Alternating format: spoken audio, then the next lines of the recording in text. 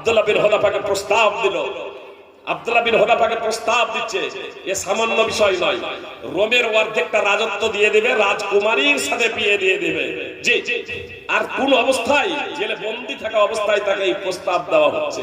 জেলে বন্দী থাকা অবস্থায় তাকে এই প্রস্তাব দেওয়া হচ্ছে।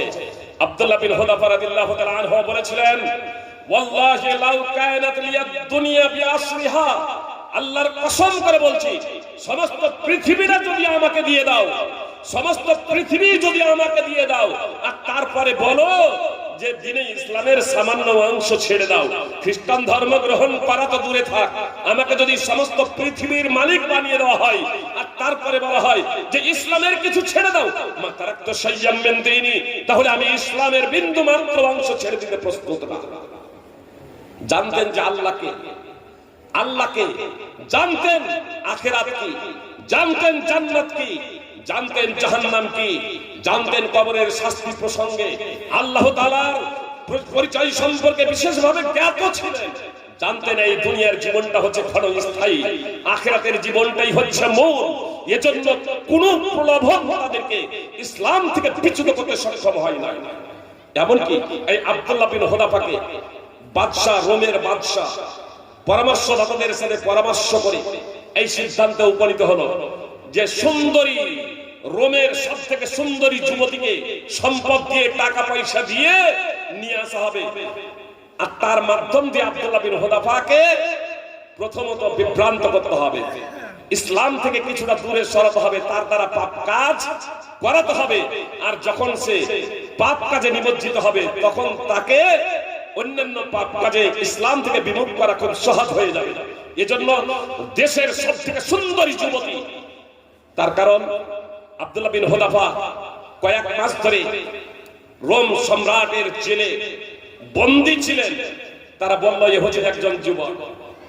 যুবক আরে স্বামী থাকতে স্ত্রী, স্ত্রী থাকতে স্বামী, আল্লাহকে বলে যার অন্তরে ভয় নাই, যার লাজ লজ্জা বলতে কোনো কিছু নেই, যার মানবতায় একেবারে ধুলাই লুণ্ঠিত হয়েছে, এই ধরনের পুরুষ এবং মহিলা স্বামী স্ত্রী থাকতে আপনার পরকীয়া করতে যারা দ্বিধাবোধ করে না, যৌবনের চাহিদায় অনেকেই পাগল করা হয়ে যায়।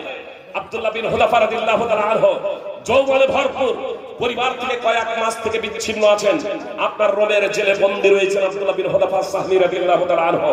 তারা মনে মনে ভাবলো সুন্দরী যুবতীর জৈবিক চাহিদার দ্বারা সে আকৃষ্ট হয়ে যাবে, নির্জন একটা ঘরে প্রবেশ করিয়ে দেওয়া হলো আব্দুল্লাহ বিন হুযাফাকে, আর তারপরে সুন্দরী যুবতীকে ধন সম্পদের উপহার দিয়ে তাকে বলা হলো যে তোমাকে এর সবকিছু মালিক করে দেওয়া হবে।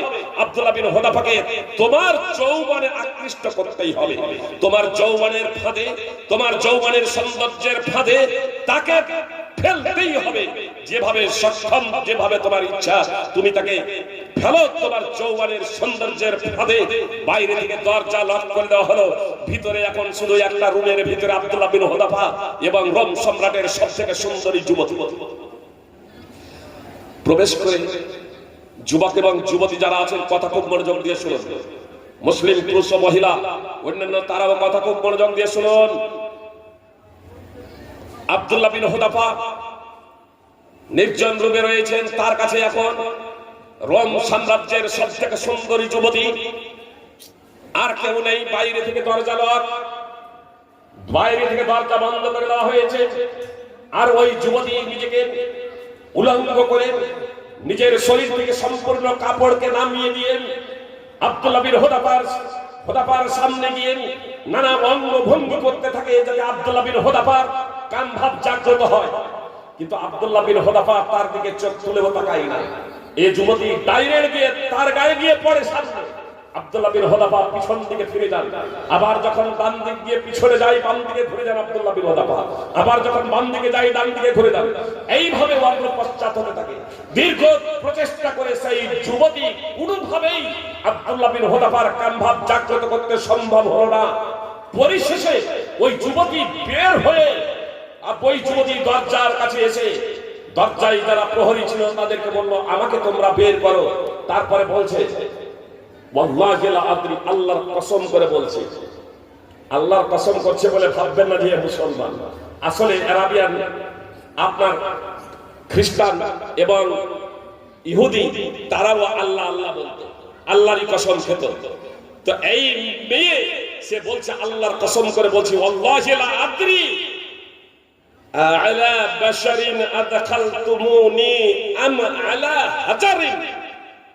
আল্লাহর কসম করে বলছি আমি জানি না, ওয়াল্লাহি লা আদরি, আল্লাহর কসম করে বলছি আমি জানি না তোমরা আমাকে কোনো মানুষের কাছে প্রেরণ করেছো না কোনো পাথরের কাছে প্রেরণ করেছো।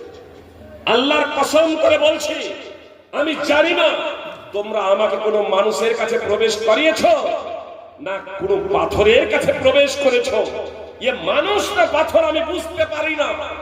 ওয়াল্লাহি লা ইয়াদরি, আল্লাহর কসম করে বলছি সে জানে না, সে জানে না। আর উনসা আনা আনকার, সে জানে না আমি মহিলা না পুরুষ। আল্লাহর কসম করে বলছি আব্দুল্লাহ বিন হুযাফা জানে না আমি মহিলা না পুরুষ। সুপ্রিয় ভক্তবৃন্দ, ভগিনীগণ, এমন কোন জিনিস জৈবিক চাহিদা থাকা সত্ত্বেও আব্দুল্লাহ বিন হুযাফা বিন্দু মাত্র উলঙ্গ নারীর প্রতি যে নিজেকে সম্পূর্ণরূপে সঁপে দিচ্ছে, নির্জনে তারপরেও তার দিকে তার দ্বারা প্রভাবিত হচ্ছেন না, পাপ কাজে নিমজ্জিত হচ্ছেন না, তার কামভাব জাগ্রত হচ্ছে না। কিভাবে সেই মহিলা যুবতী, সুন্দরী যুবতী তার সৌন্দর্য সম্পূর্ণ পেশ করা সত্ত্বেও ব্যর্থ হচ্ছে, আব্দুল্লাহ বিন হুযাফা তার নিজের ঈমানকে হেফাজত করতে সক্ষম হচ্ছেন, সেই জিনিসটার নামই হলো তাকওয়া, আল্লাহ ভীতি। তো আল্লাহ তাআলা বলেন ওয়াইন তাসবিরু ওয়া তাত্তাকু, তোমরা ধৈর্য ধারণ করো এবং